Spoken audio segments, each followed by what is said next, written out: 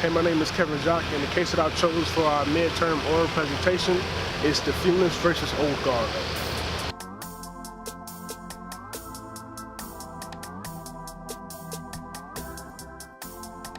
In 1971, Michael Defunis Jr. applied to be in the first-year class of the University of Washington's law school.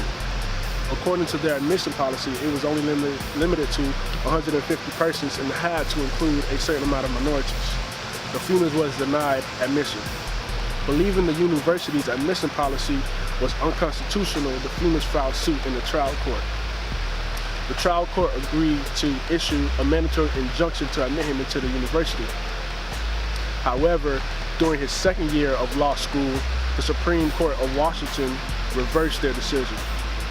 Defunis immediately filed for a writ of certiorari, and it took the Supreme Court all the way until 1973 to even consider his position.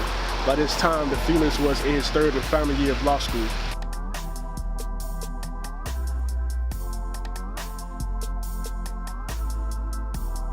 The Washington State had to first decide whether the case was moot or not before considering Defunis' petition.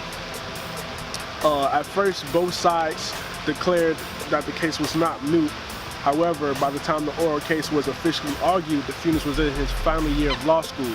As a result, they had to reconsider their decision of whether the case was moot or not.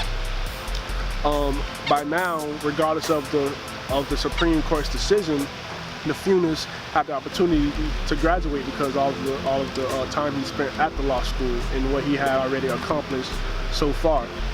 Therefore, in 1974, the Washington Supreme Court officially decided that the case was indeed moot.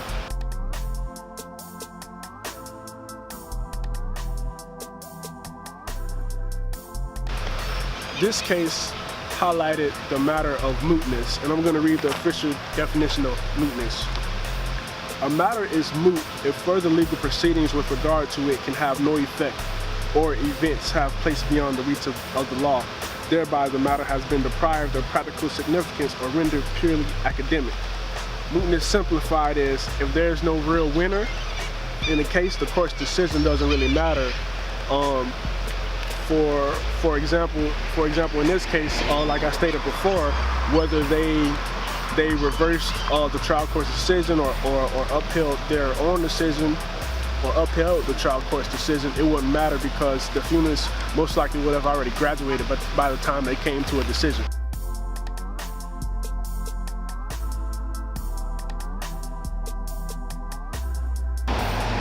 I agree with the Supreme Court's reversal of the trial court's decision. The university's admission policies were created to be fair to minorities in an unfair society. And after the petition, I don't agree with the Supreme Court's decision to declare the case moot, due to the high level of importance and interest from the public surrounding that case, especially around that time in the history of the United States, right after the Civil Rights Movement.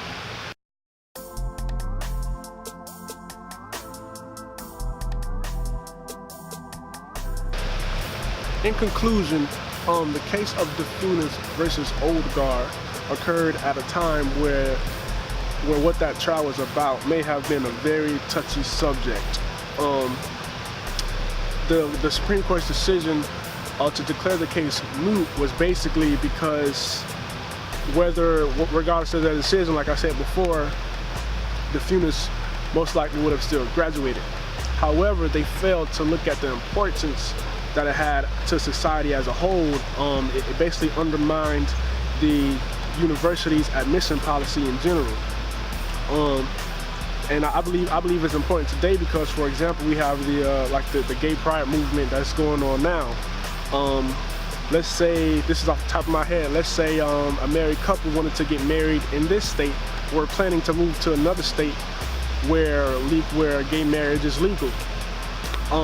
That case might be declared moot because they're moving anyways, so they can get married in the other state anyways.